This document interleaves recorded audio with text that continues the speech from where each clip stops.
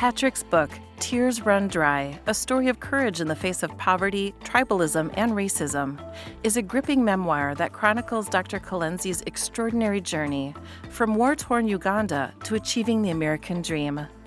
More than a personal story, this book represents the global struggles of refugees, the silent strength of immigrants, and the deep resilience of the human spirit. With wisdom, vulnerability, and hope, Patrick shares the life lessons, cultural insights, and defining moments that shaped his path, from surviving systemic injustice to becoming a community leader and healer. Valeria interviews Patrick Kalenzi. He is the author of Tears Run Dry, A Story of Courage in the Face of Poverty, Tribalism, and Racism. Meet Patrick at patrickkalenzi.com. Here's the interview with Patrick Kalenzi. Aloha, everyone. This is another A Quest for Wellbeing conversation, and my dear guest today is Patrick Kalenzi. He is a veterinarian, TEDx speaker, and the author of Tears Run Dry, a story of courage in the face of poverty, tribalism, and racism. So this is my brief introduction to you, Patrick. The question that I love asking all my guests from the get-go after my brief introduction that I just read, how would you introduce yourself? Who is Patrick in this very moment? Well, thank you so much, Valeria. It is an honor, first of all, to be talking to you. Thank you. How I would introduce myself? Well, Yeah. I'm a veterinarian by profession. I am an author. I did a TED Talk, as you mentioned. Yeah. But the bigger part of me, my biggest honor and profession is a husband, a father, and a philanthropist, and someone who likes to uplift others through my stories, through my experiences. Really, that's how I mainly introduce myself. Right. It's truly, truly beautiful. And also because I sense that when you say a husband, a father, has a lot, and you started like that, there's a lot to do with love, right? Is that Absolutely. what it is? Without love, I wouldn't have been here because it all started with my mother saving my life, which was selfless love. Wow. It went on to my father mentoring me to as good as he could with his circumstances and experiences. The bigger part of love, as you people may have read through my story and my TED Talk, is the bigger love from my grandfather, Baba, who I call Baba. That was his nickname. Right. His love has made me from a man who was a herdsman and a refugee without much potential, no education. He created me who has been so successful. And that's because he loved me. And he gave love and showed love to the community without any wealth, without anything. He was a big figure because of his love. That's where I come from. Wow. That's a beautiful background to have as almost like a backing in the legacy. Wow. So the question that comes to mind, I will ask you more questions about that, your mother and your grandfather. But how do you define love? And is that different for everyone? How do we know when we are loved? Yes, that's a good question. One, the way at least I know love is it comes with sacrifice, selfless sacrifice for another. I'll take my wife and children because it wouldn't be honest if I didn't use my own blood as an example.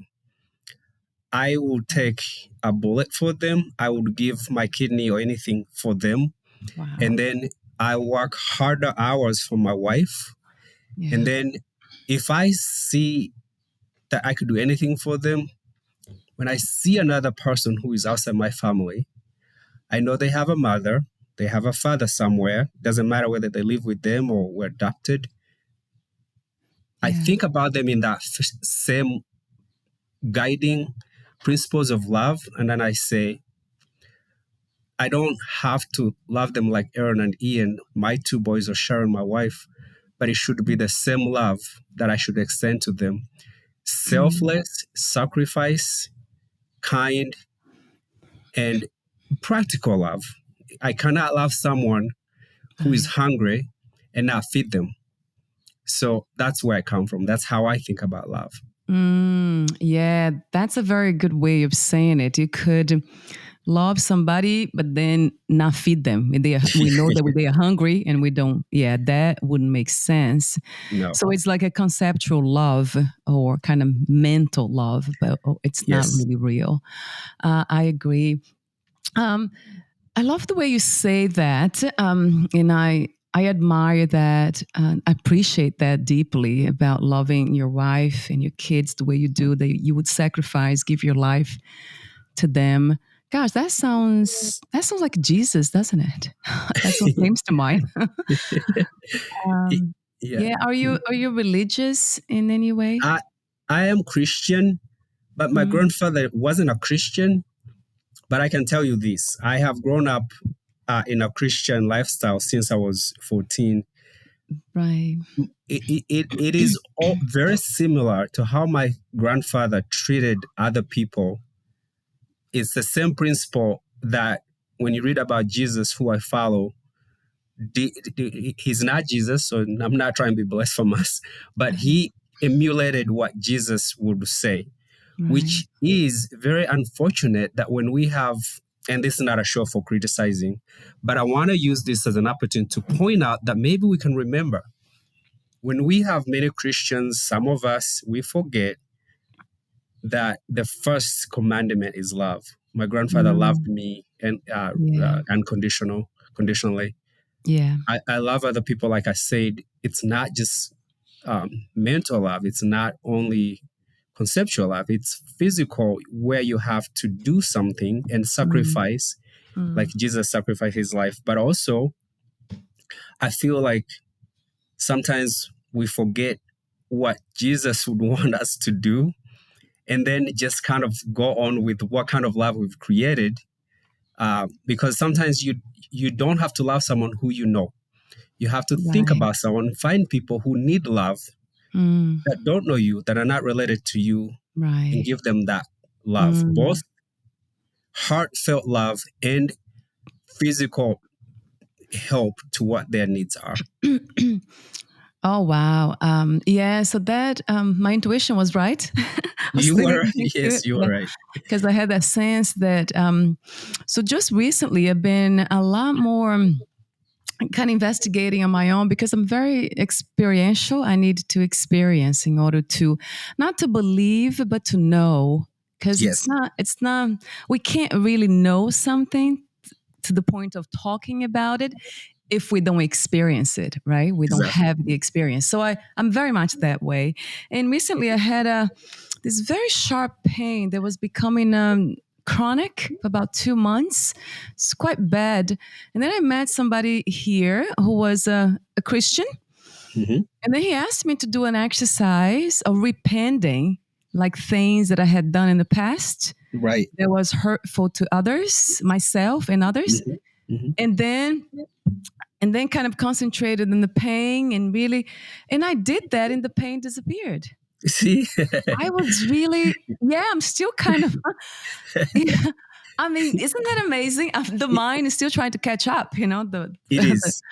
doesn't It is. understand that. But isn't that amazing how, so the body is very much it's almost like the vessel, right? Isn't it something that we use in spirituality? Is the Yes, vessel for the soul, for the spirit. So we needed to absolutely. honor it. Yes. Um, wow. Yeah, Patrick, I'm really, now And I'm becoming a lot more almost like a Christian myself. so don't worry about the description of Christian, non-Christian, spiritual. We Mm, all believe in the connection that so for the Christians we say we were created in the image of God. So let's right. say a person of a different color or gender or different belief. When I Yeah. see them, I know they were created in the image of God. So for those who Right. don't say God, that power that you felt that healed you, Yeah. other people call it nature. Other people call it the spirit. Other people call it the higher power. I honestly don't dwell on what is called. It is what Right. it does to you when you put focus and your intentions and heart to it. So you are in the right position. You don't need to name it anything. Right. So thank you for saying that. So I don't have to call myself, like whatever No, it is. Yeah. It's no, just, no, I don't have to sign up for no. anything. That's good. Yeah, because it's unconditional, isn't it? That It love. is. It is. Hmm. It's passed on to you. Like Wow. this person passed it on to you. Yeah. Valeria, before you know, you'll be passing on that energy, if you call it energy, if you call it the spirit, to another Right. person. And there are so many things you bring that Mm. is spiritual or Christian. Like you discussing healing. I listened to your podcast. It's Yeah. all about healing. And when I go Right. to church, it's all about healing the body, the mind, everything. You do that every day. You just don't describe it as one thing or the other. It is the Mm. same. You should be very Yeah. proud of yourself. Yes. Thank you for the confirmation. Yes. Because a lot of times we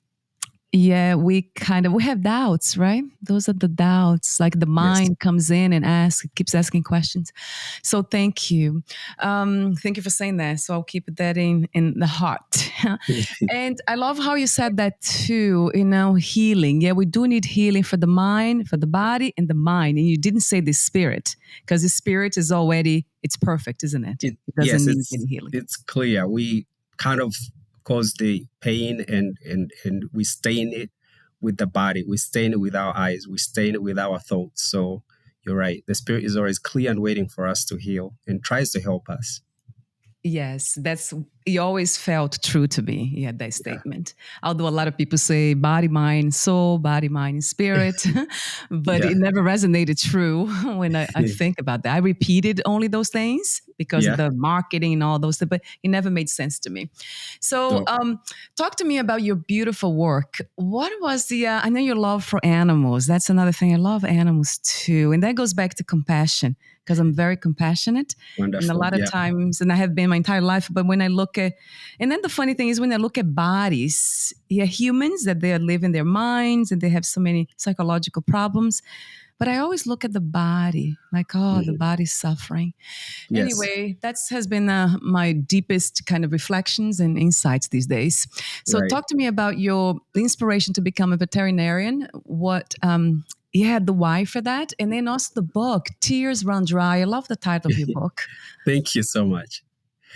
Well, so the reason I became a veterinarian is because I was lucky to do science subjects. And when I was growing up, maybe around 10 to 14, like I said, my mentor and the constant in my life was my grandfather. Yeah. Luckily, we lived in the same yard with my father's house. While I slept in my father's house and did chores for my father, Yeah. every break that I had, I spent it with grandpa. And I was Yeah. so curious, annoyingly curious. Yeah. So I would ask him questions. And one of the questions was like, hey, grandpa, when I finished school, no, he did ask me actually. He said, well, I see you're doing well. And what are you going to do? What do you want to do when you finish school? I said, Yeah. well, I want to be a scientist. That's why I do science subjects. And he said, so like Mm. what? And I said, well, there are many options for me because I did physics, chemistry, and biology, a little bit of math. And I said, engineering, human medicine. And Right. actually, I did not mention veterinary medicine. It wasn't in my thoughts. He Right. said, well, listen, we are herdsmen, cattle keepers. That's our tribe job. We don't have any other skill but nothing uh, else, but we know how to take care of cows, and we have dogs who help us take care of cows. Is there anything in Mm. that field that you could do that has to do with animals? And then I said, yeah, it is called veterinary medicine. He said, Right. bingo, can you do that? And he Yes. tried to convince me and say, the vet that comes to treat our cows, he looks comfortable and he actually drives a motorcycle. You get paid really well. I said, Mhm. it doesn't have to pay that well. If you like it, I'm doing it. And honestly, Wow. that was the reason I became a veterinarian. So since then I knew what I wanted to do. That's Amazing. because of my father's, inspiration and motivation. And I want to do something he understands. He used to treat our cows Yeah. with herbal medicine, with what he did, and he was good at Mm, it. Obviously, he won't remove a tumor, but mm, he did as good as he could with natural right. homeopathic herbal stuff. And the pleasure I get from that, one of the questions you ask is, what inspires me? I help these pets that don't have a voice. You Yeah. could see their Mm, pain and their fears in their eyes. I'm not a psychic for pets, I don't want to lie, but you could see it. right. The other reason is when I help pets, I've been blessed with good clients and success in veterinary medicine. I get paid. You know what I get paid from pets? It goes to human beings that need help. So I feel like I'm Mm, servicing the pets, and the income I have, I help people that need something. So I'm blessed. right. That sounds so wonderful.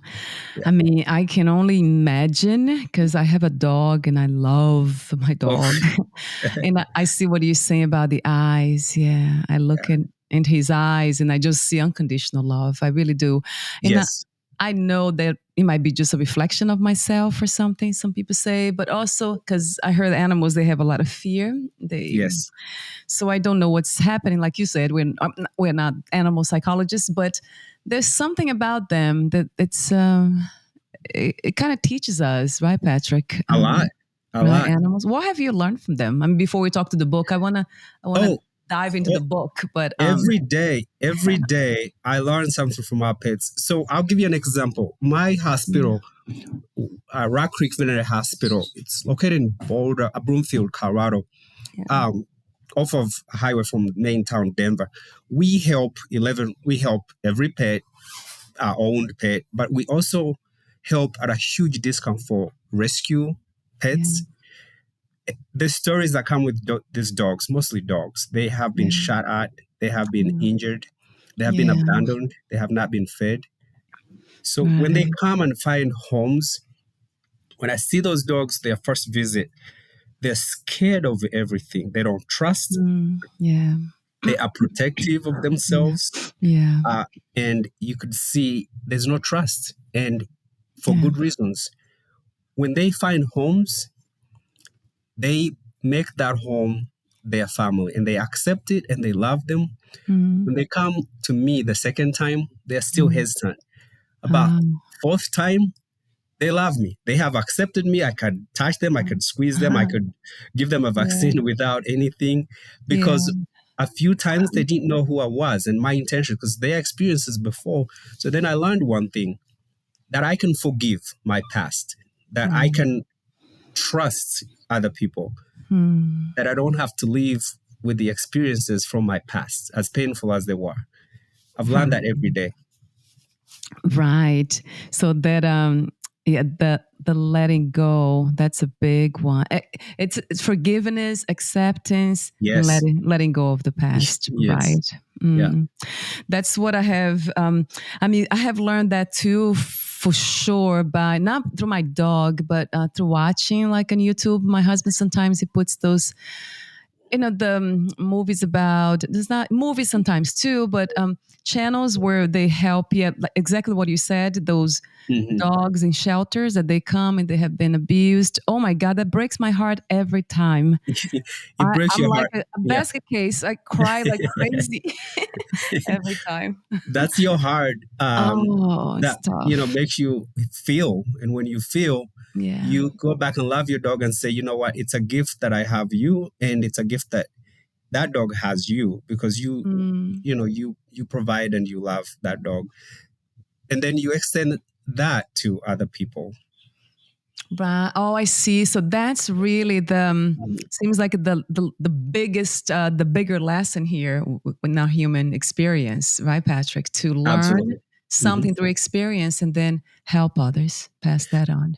Yes, if I could make a quick comment about Yeah. pets, Yeah. studies over and over have proven that older people who have pets in their retirement homes or in their lives Yeah. live longer lives if they have a pet. It makes sense. People who do not have pets they tend to, not live as long as those who have pets. The studies have shown that over and over. Right.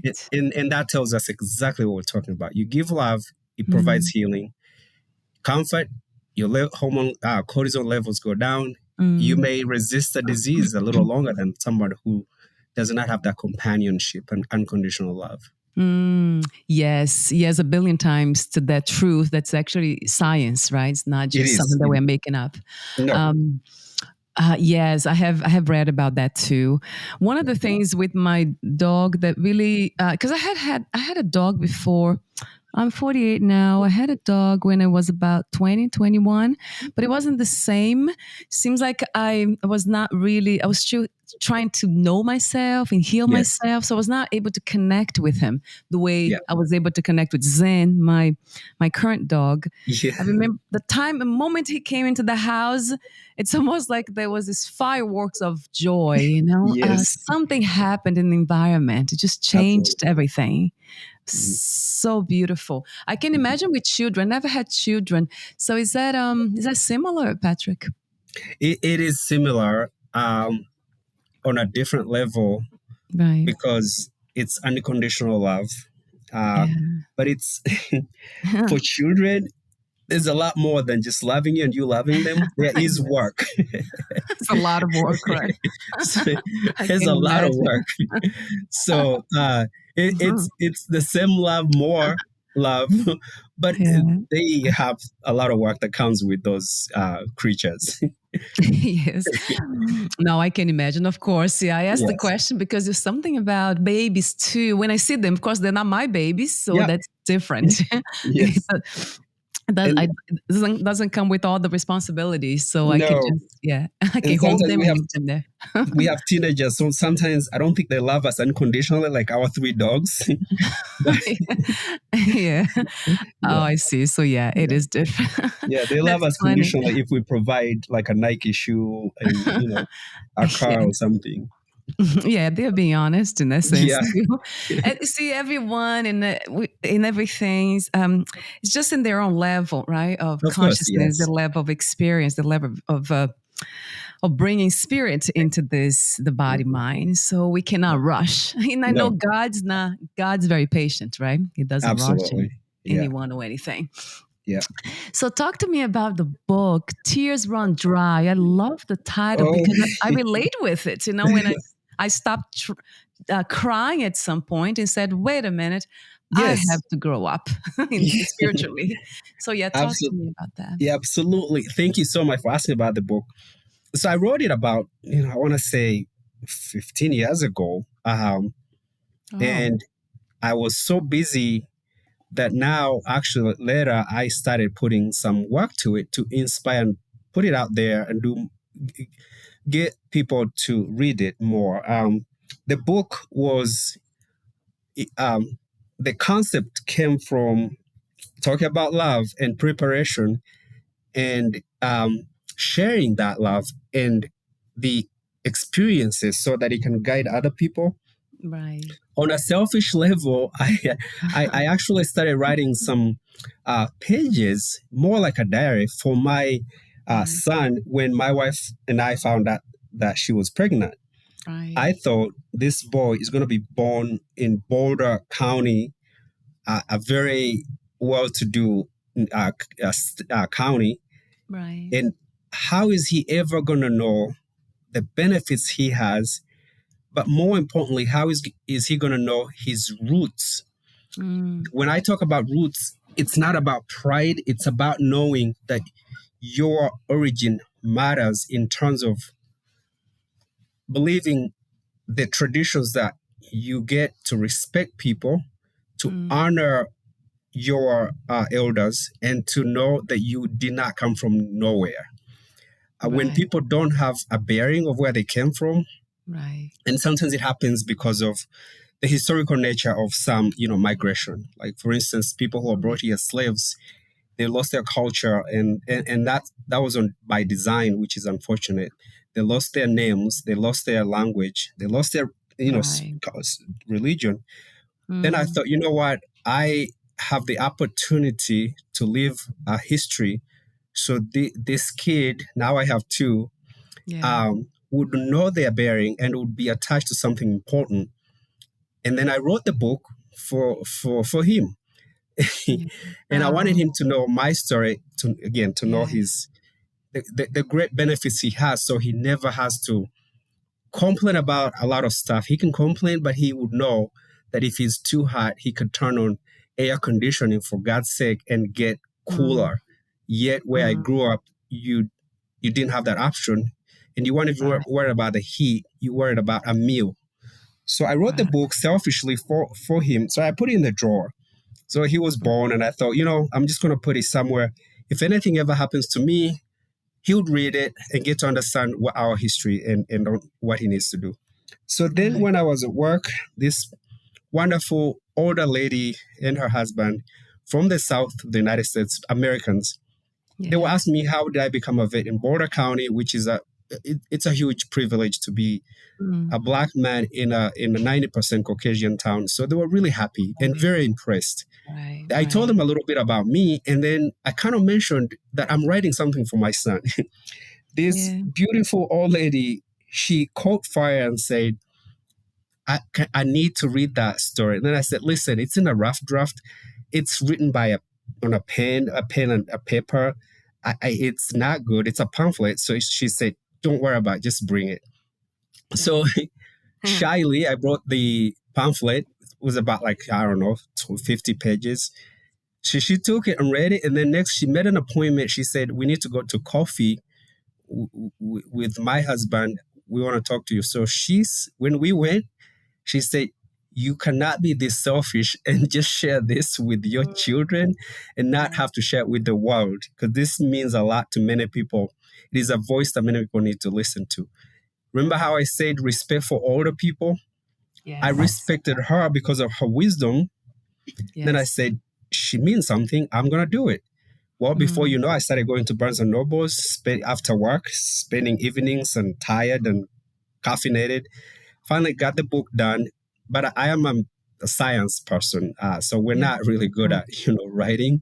So I wrote my story, and then I had a very talented friend, Alisa Guys, as you see. She made it shine. So then Right. we put it out um, for publishing. A lot of publishers or literary agents said, "Well, it is a good story. We could do this." And then we had one who said, we could negotiate this." Well, I figured I have a very good job as a veterinarian. I don't want to share like Yeah. 15%, and then share another percent. Then have the book industry was not as good as it was 10 years before my book.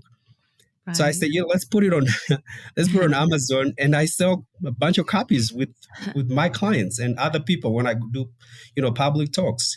So that's how the book was made. How amazing.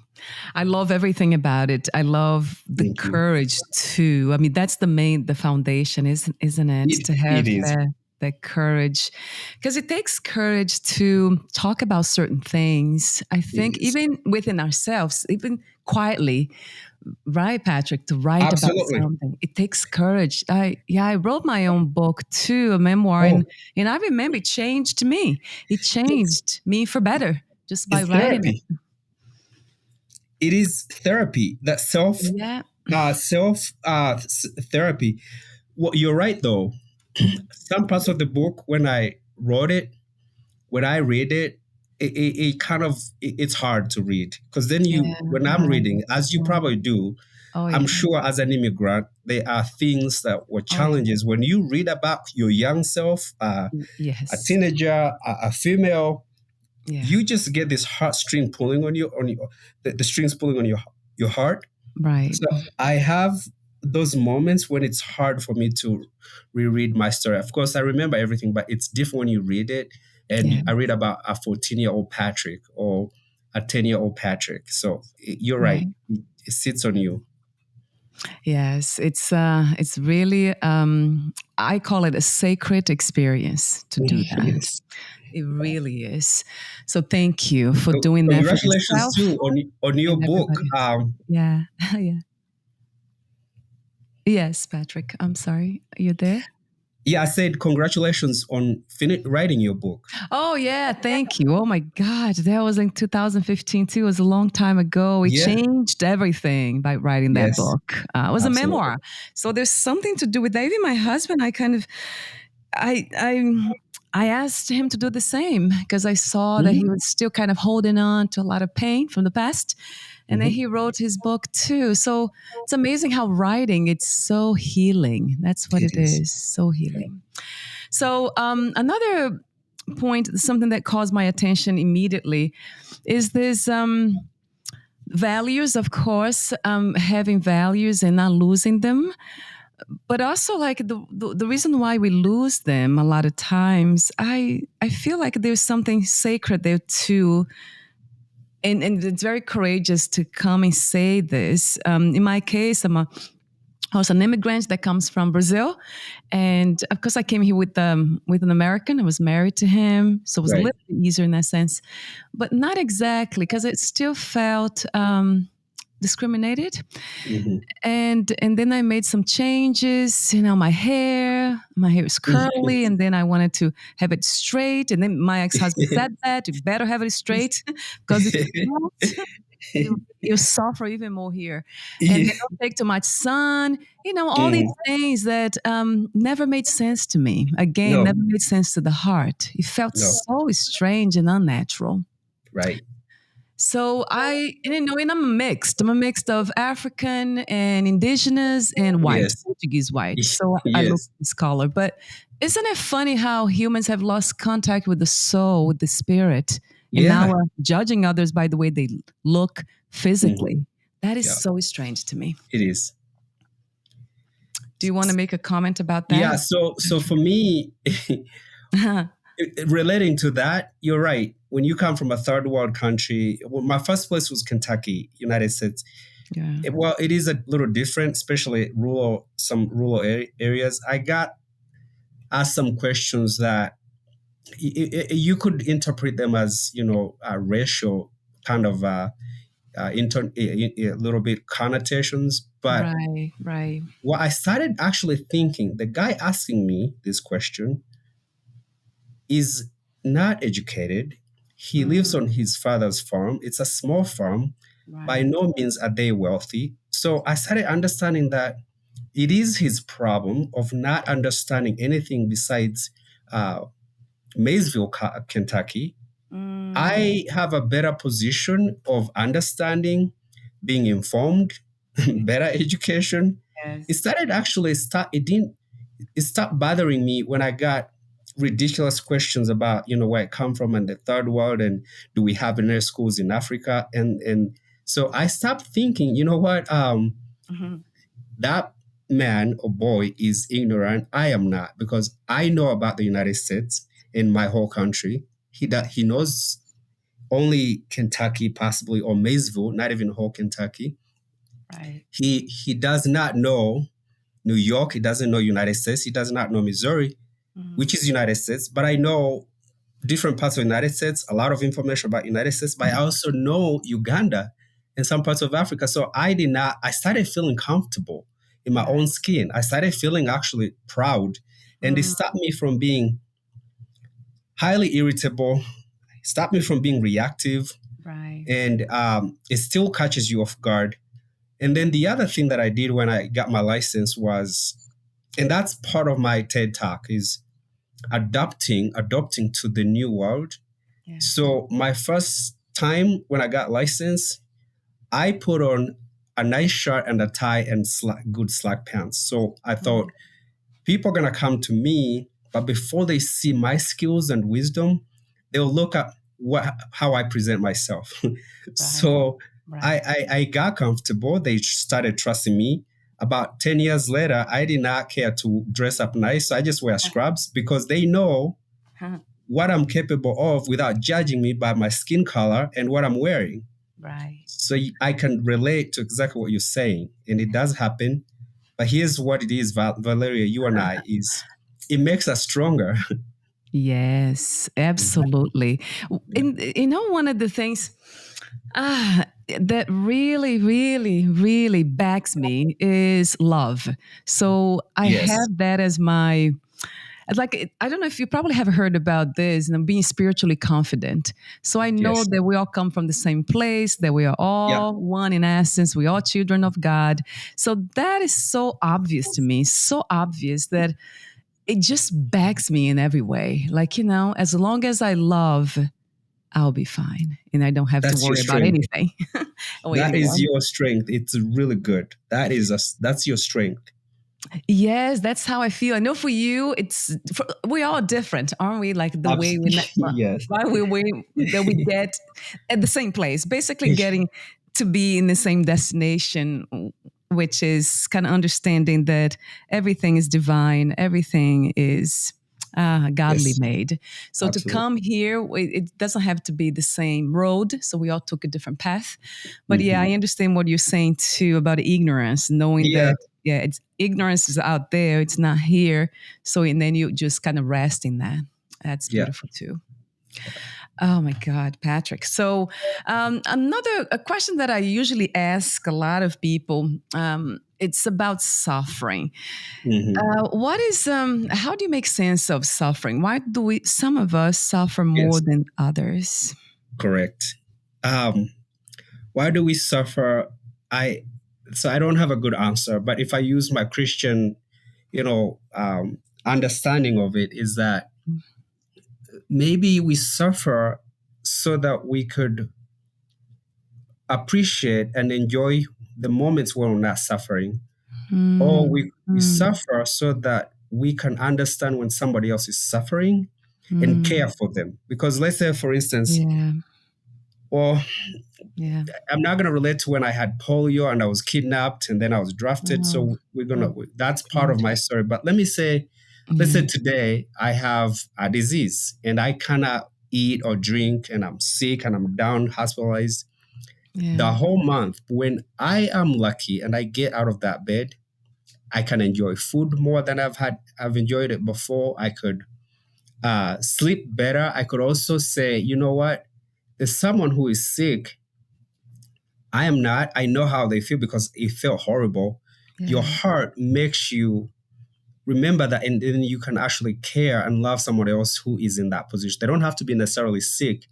You could say, so when Mm, I didn't have shoes, mm. every time I drive or walk by someone waiting for a bus, which is a very comfortable means of traveling, Yeah. it catches me by consciousness, subconsciousness, that I feel bad for them just because, like, you know what, I walked 2 miles, and but then I have to remind myself that, hey, they're waiting for a bus, they're not suffering. But you know what I think my mind goes to when I suffered, Yeah. and reminds me that to pay attention to another person that could be in pain. Right. Right. Yeah. Wow. That is, I see that's, and again, that's a sacred experience. That's a Yes. sacred thing to say, even to be aware of. So Yes. thank you so much for being so wise and so humble at the same time. Thank you. Yeah, I can see that clearly. Thank you, and it's highly spiritual, isn't it? I've been reflecting about Jesus, the way he died, and all that, and then, today I was just woke up thinking about that. Maybe that was the lesson, wasn't it? So compassion. So Yes. because a lot of people that are Christians that I interview here that I know, my husband is a Christian too. So Mm. I remember when I met him, he kept saying about that. I said, "Oh, if I was there when Jesus was being tortured, I would just save him. He'd be killed right away." But he said, That's "I would jump compassion. there, yeah, and get the cross." So he says that in a funny way, but Yeah. I see the compassion. So in a way, because Jesus was not suffering psychologically or spiritually. He was absolutely fine, right? Yeah. He's actually forgiving those who did that to him. So he He was was. really Yeah. beyond fine. Yes. It was just the body. Hmm. He was suffering because actually also emotionally he was tested, and he cried to his father and said, please, God, my father, don't have you forsaken me, which means he suffered both ways, physically and mentally, because he was Ah, tested. okay. And, Yeah. and when we suffer, Mm, we have to remember the Son of God suffered himself. So who am I mm, to dwell mm, in my suffering and not give love when he gave his own blood and life mm, for us? mm. So it kind of one of the Christian guiding principles. It doesn't take away the pain. Yeah. It doesn't take away the memory of things people did to you. It just helps you understand that you can forgive, you could think about someone in the same situation and Yeah. maybe be more compassionate and compelled sometimes to help because of what your experiences were. Mm.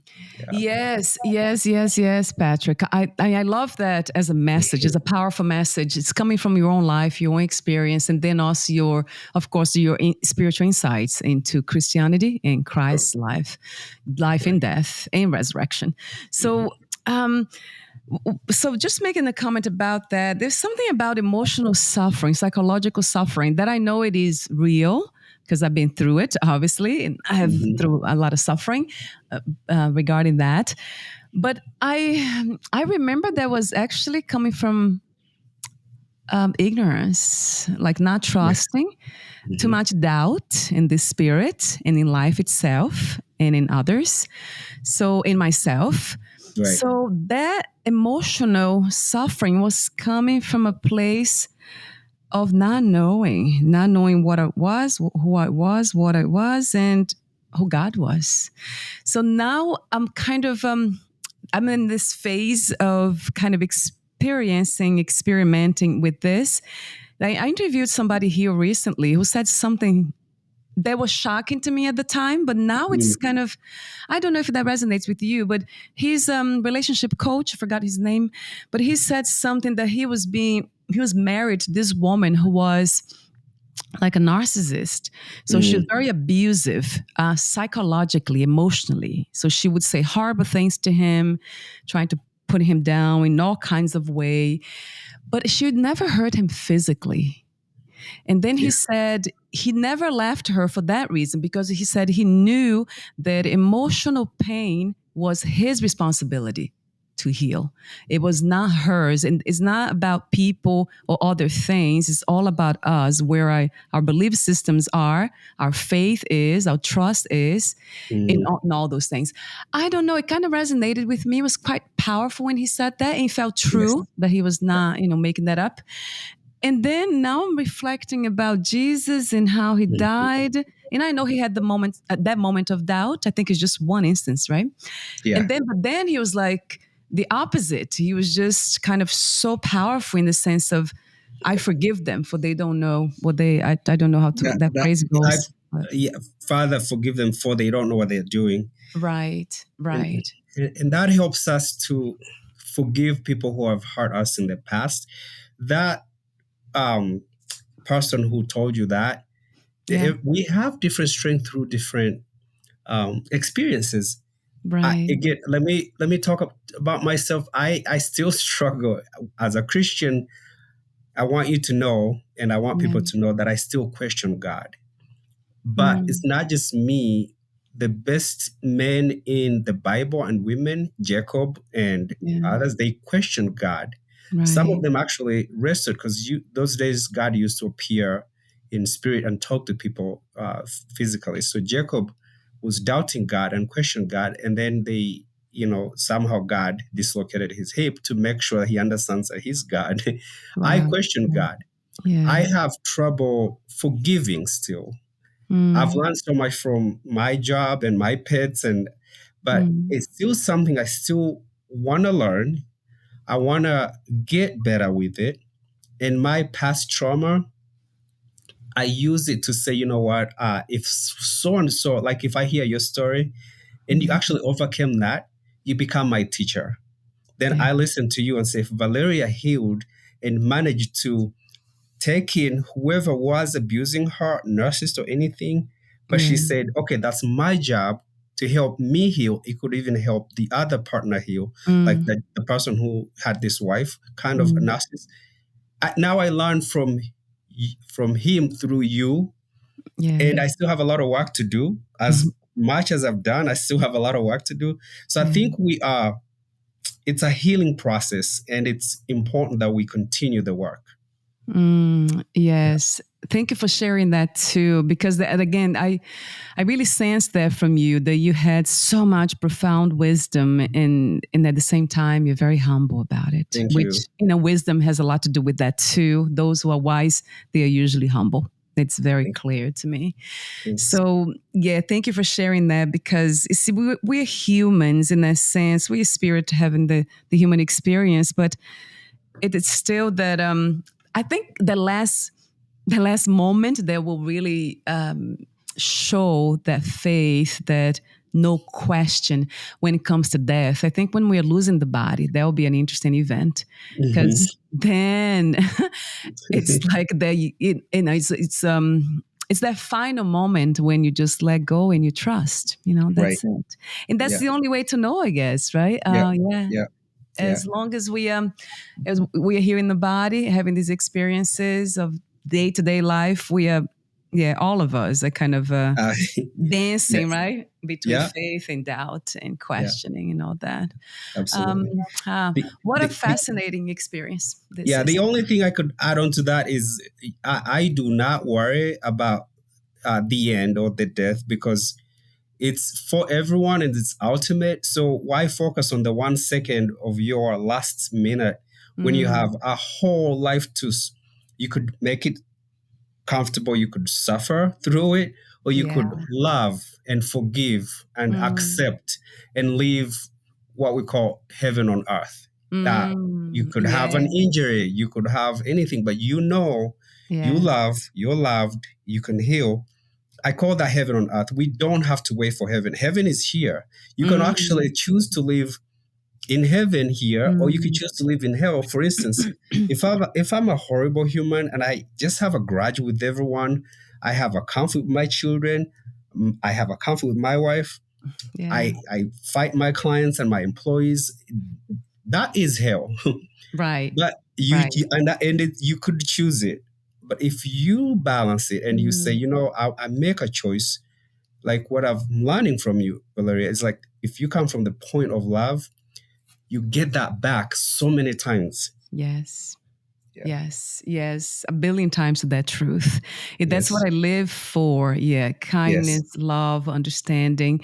And the funny thing is that I'm learning to also love deeper, but by not trying to do the work that people need to do for themselves. True. I remember trying to do that for my husband and so many people around me, and got myself in trouble. Actually, I caused more suffering for myself and them. All of us are suffering now more because of that attitude. So now I'm learning to. That's a big one for me at this moment. Love, but also create boundaries in the sense of somebody, like I had somebody recently around me who was very negative and always complaining about everything. And then we would go out to a beautiful place, in nature. And then that Hmm. experience for me would become it would change everything. It's like a cloud, a rain, the rain Yes. cloud. It's like, oh my Yeah. God, this is a beautiful place here, but doesn't feel beautiful. Why? No, Because just exactly. complaining about everything. That was hell. That was mini hell that you were choosing. Yeah, See, so I was choosing that to be around her, and then got myself, feeling like I wasn't right. I wasn't not in a good place. Right. see how it all circles back to understanding. At the moment, Mm, you didn't understand that was like hell. But then when you think about it and then you relate it right. to love and say, I could have chosen love, it all Yeah. comes back to, okay, now you know. Whether you're 25 Mm, and you just realize that, whether you're 60, it's right. never too late to come back to that heaven on earth. Oh my God. Yes, yes, yes. A billion times again, Patrick, to that. But that takes courage, doesn't it? Because I had to say no to her and be away from her. Hmm. So, and that hurt my heart too. Absolutely. Because now I don't have, I think she needs to be her own friend in order to be my friend, because she was Yeah, not being a yeah, friend to herself. yeah, And that's true. then, isn't it funny? Like, you see, it's still love, because I even thought about maybe I should contact her back and ask how she's doing, but then she's gonna, I go on and on with the negativity. I'm not a therapist. I highly recommend it. No, yeah, Yeah. you don't recommend calling or contacting her. Calling Not and yet. do you remember that whole thing about repenting? Yes, That is what that's yes, what that whoever you were talking to about religion, you know right, how it healed your body? yes, If you call, and I'm not a therapist or any stretch of it by any means to, right. even though I fail on doing that, it is an important thing. My wife keeps telling me, you need to get over it. That's what she says. But Yeah. Yeah. I Yeah. resist her. But when I actually, without telling her, Yeah. I think about it. I'm like, you know what, Sharon is right. So just forget it. I may not say I'm sorry, which I should say. And a lot of times I do. But sometimes when I Yeah. don't, and Sharon says, you need to get over it, I actually Mm. let it go. Then, Right. of course, I spend more time with her. I spend more time with the dogs and the boys because I'm not Yeah. focused on one person who bothered me for about Mm. a minute. And then I'm not spending 2 hours thinking about them. So Mm. you Mm. it helps a lot. Yes, yes. So if I understand correctly what you're saying, the suggestions it's not to do the repenting work, but the repent to what to not choosing being away from her, like noticing the negativity at first, and then just kind of I let her stay around me for a long time, for quite a long period of time. So it was suffering for both of us in a way. Yeah, yeah. And you Yeah. talk about her because it's still there, but when you forgive, you free yourself as well. So I had to forgive myself and forgive her. Is that what it Yes, is? you have to both. Oh, I see. Forgive myself for not choosing love and being faster in my decision, and then I'm good. forgiving her, yeah, for I'm, being. I'm good at preaching this, but I'm not good at practicing. And but still, I pray for me. I want to get to that point. I Yeah. know the right thing, but I struggle with it, and this is my vulnerable moment that I'm sharing with you. But Yes. Yes. if I would tell my boys that I said I love dearly, I would tell them to say, hey, forgive yourself and forgive that person. Mm. Yeah, I see what you mean. Thank you for saying that too. Yes, yes. Thank you again for being vulnerable, for being humble. And profoundly wise and Thank you. even picking that up that I'm mentioning it here because it's still here because it's still Yeah. within me, right? So I need to do that Right. work. I'll get to it today, later today for sure. Thank you so much, Patrick, for being you, for being present in this Thank you. reality, in this world. So we're almost at the end. Gosh, there's so much that we could talk about. There's something that you Absolutely. said about, yeah, maybe one day you come back, but there's about something you said about freedom. I think I would like to touch you at the very end. Mhm. Um, you said something. This was, I think, because your publicist sent it to us. Right. Freedom is a fight, and healing is possible. So, freedom is a fight. Yeah, that Mhm. kind of caught my attention. How is freedom a fight?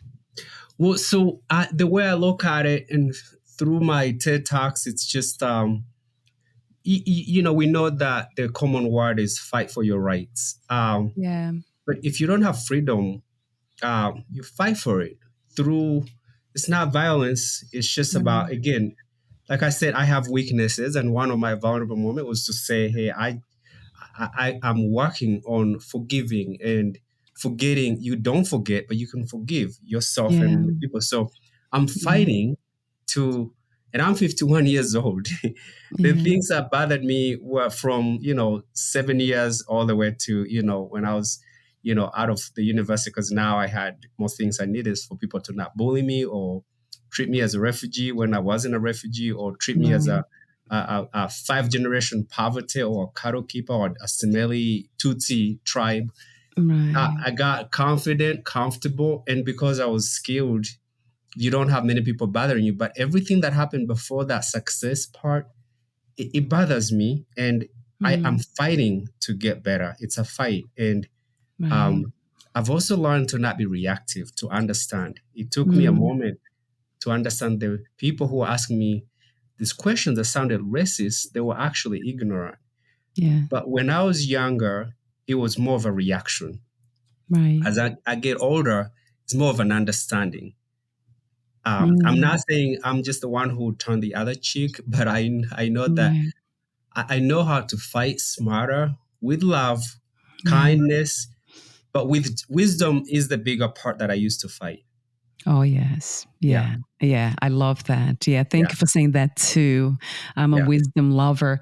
Yes, yes, and yes. yeah. Freedom. So it feels to me also that I sense that your commitment to healing is very much part of freedom, isn't it? It is absolutely, because if I don't heal, I will not have a good relationship with my wife.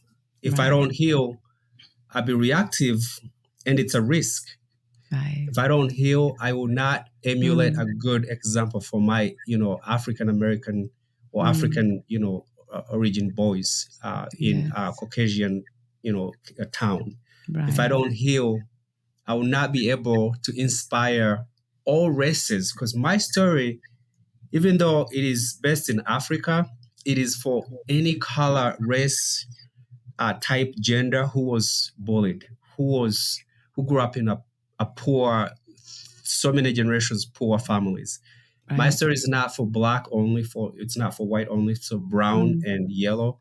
My mm, story is for people who have not had the freedom to speak for themselves. That's my mm. voice for them.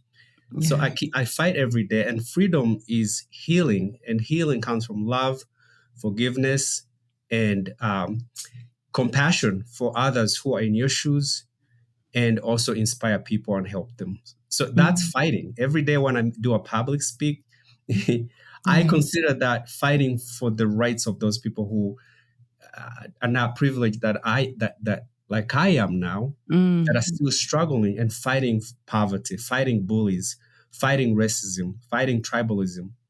And it comes from the fight for freedom, for love, for people you want to protect. yes. Yes. I understand where the word is coming from. Of course, that the spirit, the meaning of the word fight. I do Mhm. understand that. For some reason, I choose not to use the word, perhaps because my nature of kind and love. So it doesn't really resonate with my nature. But of course, Yes, that's me, and we are all yes, sovereign here, right? yes, We all yes, have our own path. But there's this thing yes, about choosing, right? Choose. I love the way you said that. So choosing. So it feels to me like what do you call fight? If I interpret it my own way, it's like choosing to be on the path that you know you ye- must be on, the yes, destination the destination meaning the place in life that you want to be. It's almost like knowing yourself so deeply that you yes, make these choices every day. So you're right. making, and it might feel like a fight. I can understand that, but yeah, it's a choice, isn't it? It's a It beautiful is a choice. choice you Yeah, choose. Yeah. thank you so much again for your presence. I want to mention that your book, Tears Run Dry, is on Amazon. Also on your website, patrickkalenzi.com. It will be here on the podcast notes. So I want to mention the full title of your book. So Tears Run Dry, a story of courage in the face of poverty, tribalism, and racism. And you also offer oh yeah, so you could, oh yeah, you offer speaking engagements, so you are open, and anyone who wants to hire you for a speaking engagement or invite you to an event, so there it is on your Thank website, you. everything's there. And it's a beautiful inspiration, though, you are, for not just for me, for humanity. I know you mentioned different kinds of people, but I really think about humanity as a family. So yeah, Yes. you're inspiring all of us, all of Thank you. us. Thank you, Patrick. Is there anything that you left unsaid, and any message for the end of this episode? Not much. Just want to mention that I am very proud of you and other people who either write a book or tell a story or spend time with others, tell them their experiences. Yeah. If you didn't know this, Valeria, it makes you Yeah. immortal. When I'm long gone, Tears Mm, Run Dry will be here for mm, generations. So will your book. right. If you never thought of it that way, you made yourself immortal by writing your story down. It will live on way after we both are gone. That's all. Mm, yeah, thank you so much, Patrick. You're such a wonderful human being and spirit down here on Thank you. earth. Thank you so much again, and we'll talk soon. We'll be in touch again. I'll end just for the record, and then I'll talk to you off record. Perfect. Thank you so much. Bye for now. Thank you for listening. To learn more about Patrick Kalenzi and his work, please visit patrickkalenzi.com.